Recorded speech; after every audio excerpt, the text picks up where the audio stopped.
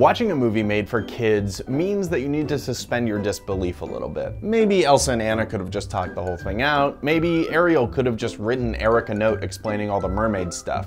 I mean, maybe it is weird that Scar didn't just kill Simba when he had the chance. But if you're watching a kid's movie, you need to put those thoughts aside and just focus on the story and the lessons that you're supposed to learn. But I'm not gonna do that. Instead, I'm going to explore this idea. The dragons in How to Train Your Dragon would have destroyed the village of Berk, and there's no way that Vikings and dragons are ever gonna live together in peace.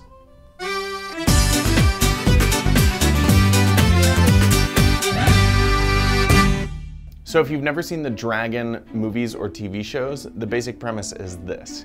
A bunch of Vikings live on an island called Berk, and they're in constant war with these dragons that also live on the island, until this kid named Hiccup befriends a dragon named Toothless, and oh hooray, now they're friends with dragons, and the dragons live in harmony. The movies are really good, the TV show is fine.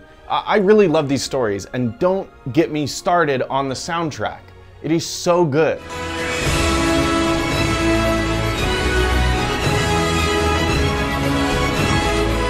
You could fold your laundry to that song and it would be an amazing adventure. Obviously, dragons don't exist.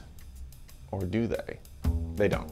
But we can assume some things about them based on animals that do exist. I'm talking about lizards, I'm talking about reptiles, I'm talking about real life dragons, people. Come on, these things are crazy. Reptiles have a bad rap for being pretty unevolved. We even use reptilian language to describe our own worst characteristics. A murderer can be cold-blooded with apathy. When we give into our base desires, we say we're listening to our reptilian brain. Reptiles in general have a reputation for being unintelligent and instinctual. So now imagine introducing a giant flying one into a Viking village. That sounds like a recipe for disaster. That sounds like a terrible idea.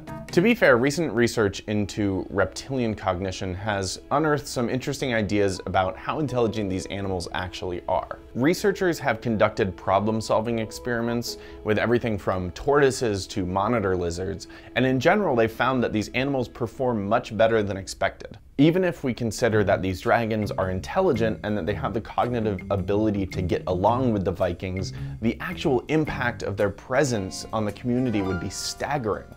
Imagine you're a citizen of an Iron Age civilization. Now imagine you're not just being asked to keep yourself and your family alive, but also dozens, if not hundreds, of these giant flying monsters that need a lot of food. Just look at the first episode of Dragons Riders of Berk, one of the spin-off TV series. In the episode, titled How to Start a Dragon Academy, we see the dragons causing all kinds of havoc, knocking stuff over, lighting things on fire, and more importantly, eating a lot of crops and livestock. The solution in the episode is essentially like, it's what they're gonna do. Like, learn to live with it, we'll adapt. This is a nice sentiment, but it's not at all a sustainable solution to the dragon problem. So while dragons may be intelligent, their presence is still a major problem for the people of Berk. Obviously, there's no way to test how this would actually play out in the real world, but we can do the next best thing. So let's leave this void that we're in and let's go do a kind of simulation.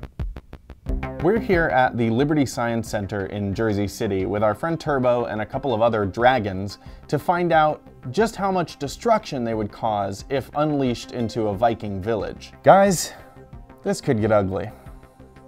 Not like you, cute little fella.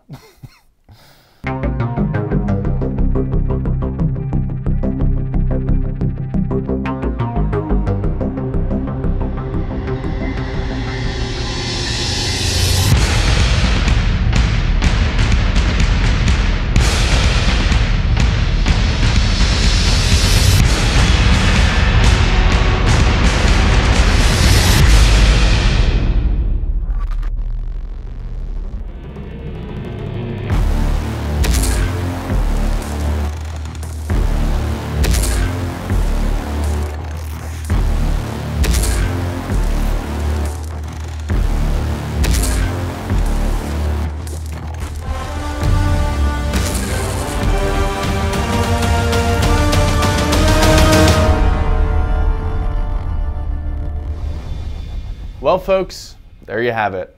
If you're looking for an answer to the question, how do I train my dragon? I can only give you this simple piece of advice.